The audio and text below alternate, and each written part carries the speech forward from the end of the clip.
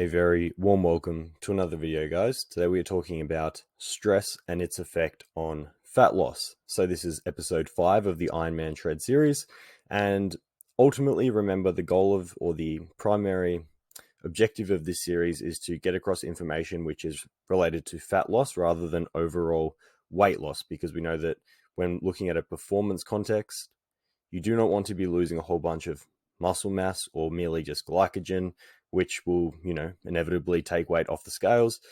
What you want to be doing is losing fat mass and improving your body composition and lean body composition. So stress is a massive factor in fat loss, and people can underplay its importance in fat loss. However, you never really want to underplay the importance of stress in fat loss. And we're going to get into that, exactly why that is the case.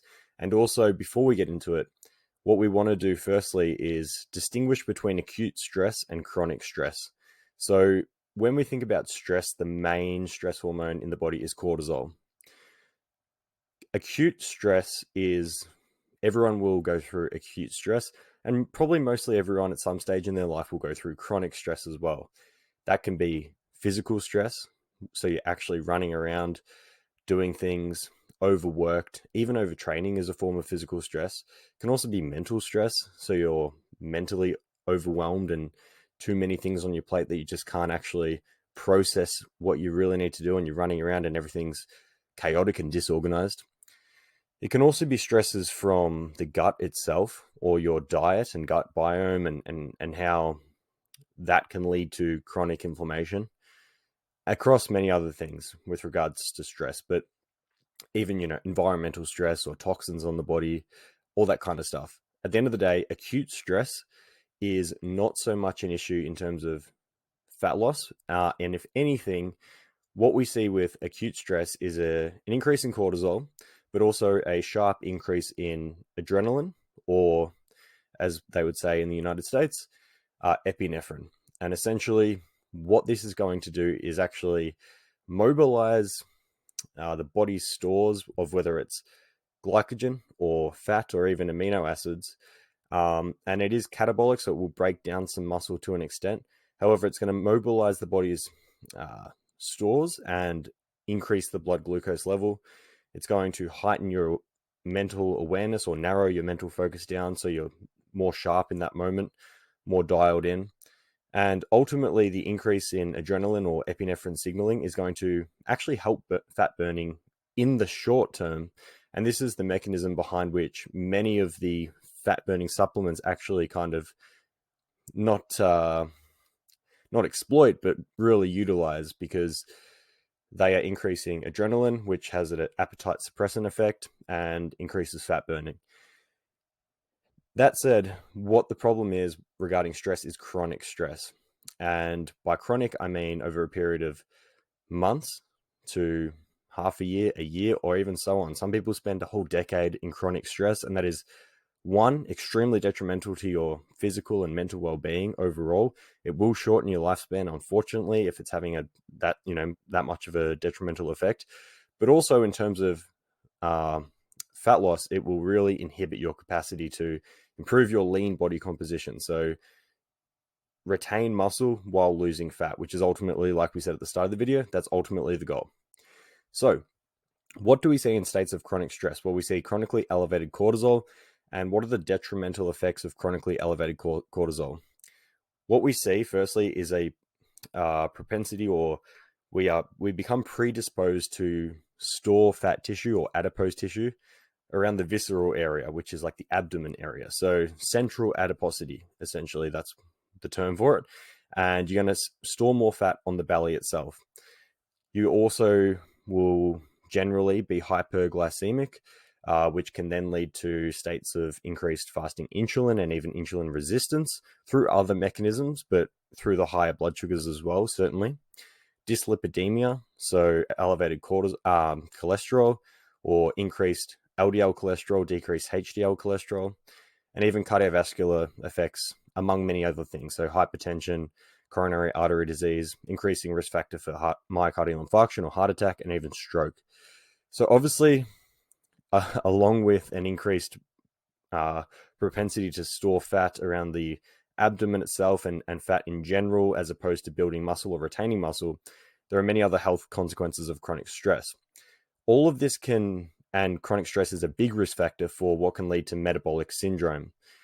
A common syndrome that we've seen really emerge over the last 10, 20 plus years, but more of a 21st century problem, so to speak, because people are not only physically stressed, but we have all this mental bombardment of screens, increased work hours, and just mental overload, that our cortisol is chronically elevated, and that can be a very big risk factor for metabolic syndrome, which is characterized by a combination of a few of the following: central obesity, which is that visceral adiposity; insulin resistance, like we mentioned; dyslipidaemia; and also hypertension. So not something you want, something which will ultimately create poor metabolic health and reduce your basal metabolic rate, lead you to store more fat longer term, make it harder to put on muscle or even just retain muscle tissue, and ultimately affect your performance, but also fat burning. Why one of the key reasons this happens is hypothalamic pituitary dysfunction or dysregulation. What we have is a pituitary gland, and we also have a hypothalamus. These are key players in the overall balance of our endocrine system or our hormone system. The hypothalamus will send signals to the pituitary, and the pituitary will output basically signal hormones to our endocrine or our hormone glands. So in the state of chronic stress, what we'll see from the pituitary is ATCH, which is adrenocorticotropic hormone. This goes to essentially arrives at the kidney, just above the kidney, the adrenal glands or the suprarenal glands, and tells them to increase adrenaline or norepinephrine and also cortisol.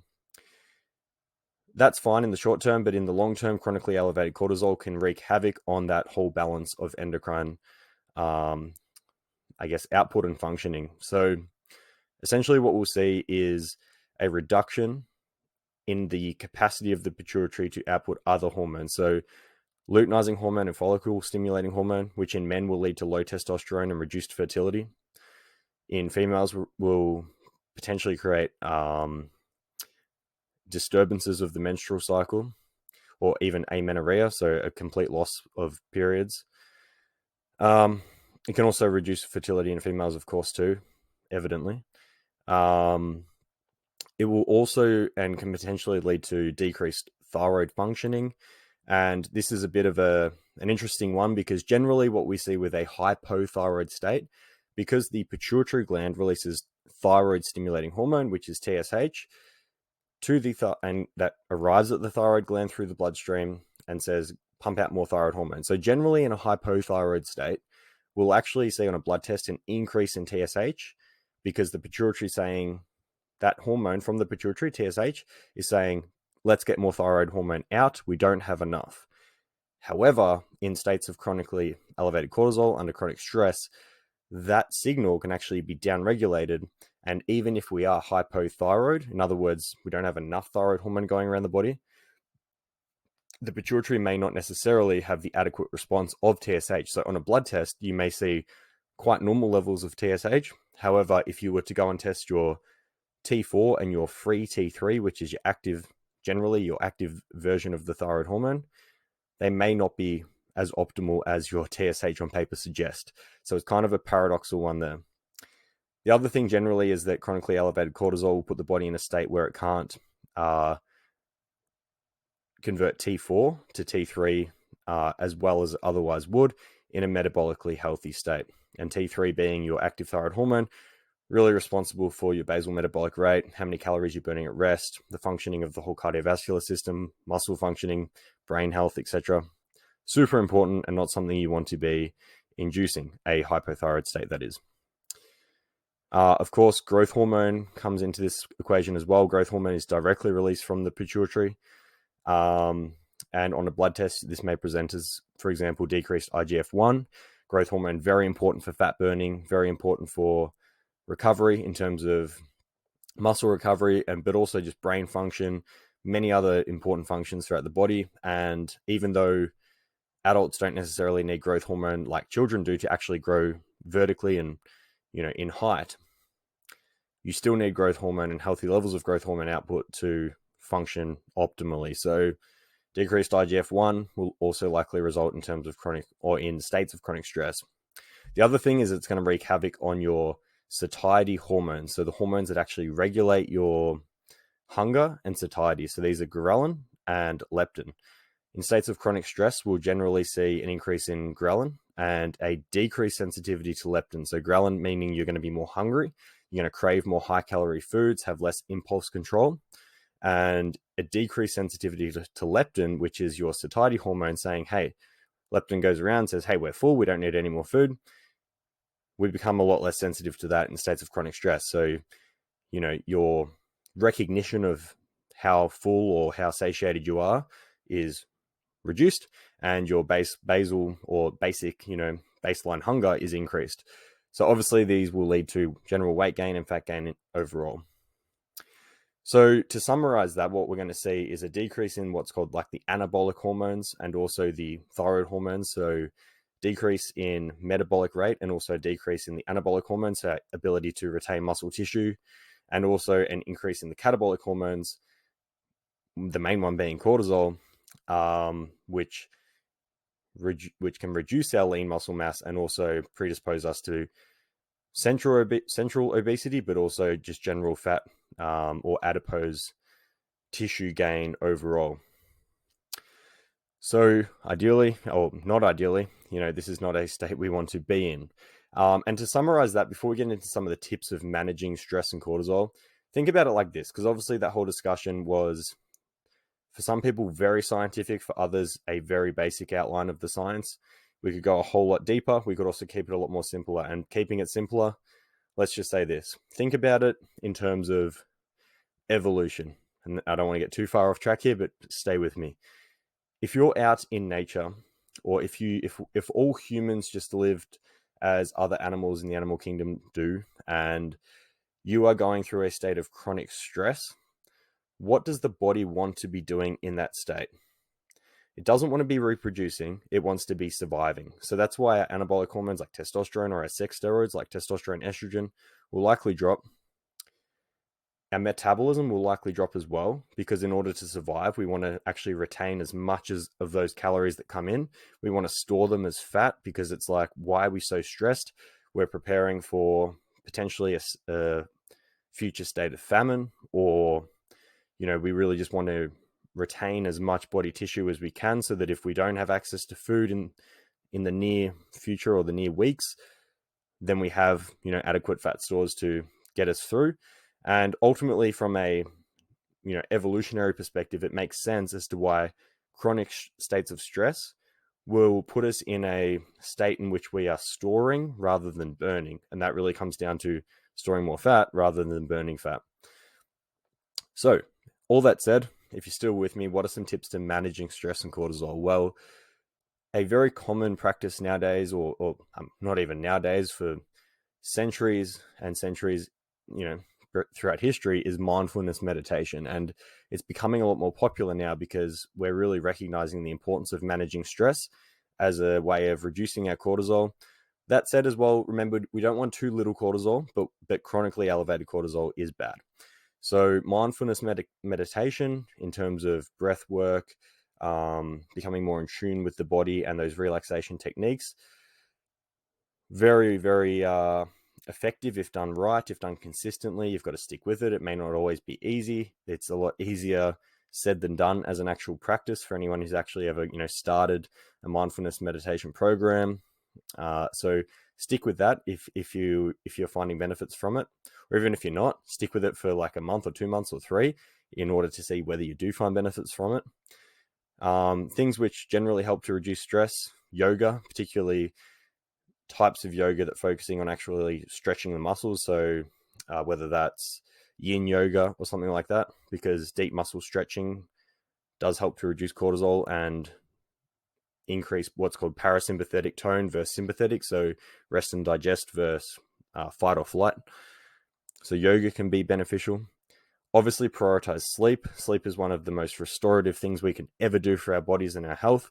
And if you're undersleeping, you are, even if you're not stressed in your life, you are in essence increasing your baseline level of stress, because lack of sleep will increase cortisol and increase oxidative stress and all of that. So prioritize sleep.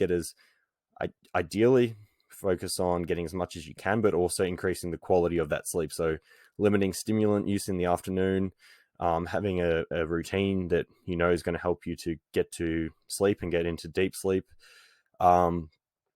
Also, you know, avoiding things like alcohol, which can, for some people, help them get to sleep, but it otherwise doesn't. It kind of prevents them from getting that deep, you know, truly restorative and restful sleep. And other things, you know, obviously with sleep, there's a lot. Reduce screen time, particularly in the 1 to 2 hours before bed, etc. I've done a whole episode on sleep. If you want to go back, that's episode 1 of the Ironman Shred series. Go back and have a look at that. Definitely be something which can certainly help to reduce stress, and as a byproduct, increase your fat burning at a baseline level. The next thing is avoid overtraining. So one of the common things that people do when they want to increase fat loss is train more. Now, this makes sense in theory. However, if you're overtraining and not recovering enough, so think about your training as like training as a stress, but then recovery brings that back to baseline. We want to retain or remain in a state of homeostasis.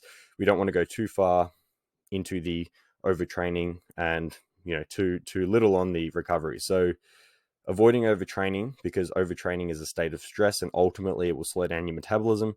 It will create inflammation in the body, and it will, in the long run, unfortunately, put you in a more fat storing state, because the body perceives that as a chronic stress, of course.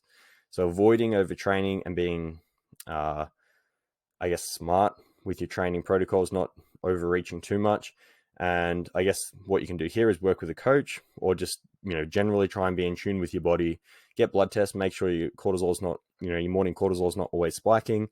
Make sure your testosterone levels and your thyroid is in a healthy state, not dropping too much, etc.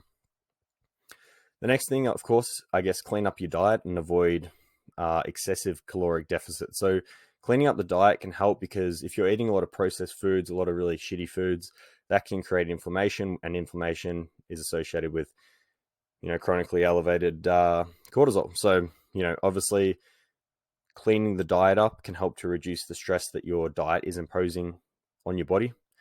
And then avoiding excessive caloric deficits, well, again, it's like, well, you want to be in a caloric deficit to lose weight. Okay, makes sense.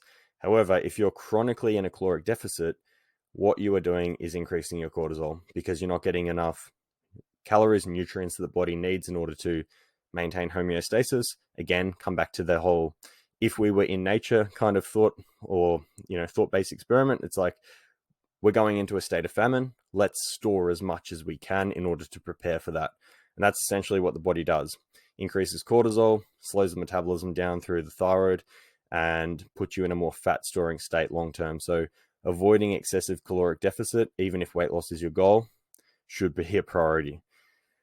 Supplementation can also help. So things like ashwagandha, an adaptogenic herb, another one, rhodiola. These can help the body to adapt to acute stresses, and even, you know, be better equipped to kind of coming out of chronic stress. These things can reduce cortisol. Ashwagandha has been shown in some studies to have an effect on testosterone, improve thyroid function. So these adaptogenic herbs can help. Obviously, don't supplement without consulting a physician first. And again, like with all of these, individual response will differ. The other thing is phosphatidylserine can also help. L-theanine can also help. These things can lower cortisol chronically and get you into a better state of balance. Vitamin C can also have a suppressive effect on cortisol when you are chronically stressed as well. There are many other supplements that can reduce cortisol.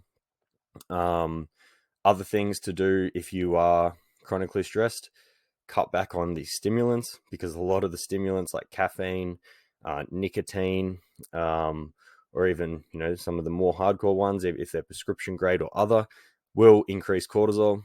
So maybe something you want to come back on, or cut back on at least. And yeah, I think there's some general tips. Obviously, there's more. Post any questions if you have any, you know, specific questions pertaining to any of this information. Generally, the overview is that chronic stress is something you want to avoid. Chronic stress will inhibit your fat burning, or, wreak havoc on your fat burning goals. It will, you can lose, and here's the thing, you can lose weight when you're chronically stressed. However, the weight loss will be more lean muscle tissue and less adipose tissue or fat mass itself than if you are otherwise not in a state of chronic stress. And ultimately, body composition should be the goal versus just merely the actual number on the scale.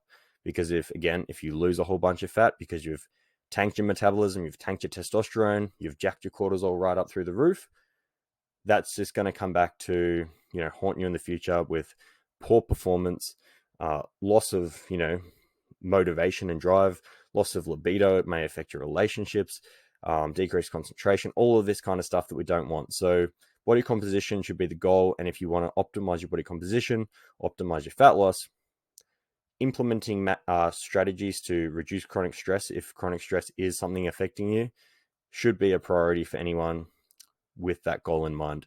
So again, post any questions below. Appreciate all the engagement with this series. I hope it's been, somewhat informative for you guys, and I've enjoyed certainly putting up some of these videos. There will be more to come, of course, so stay tuned, and yeah, I'll see everyone in the next video. Thank you very much.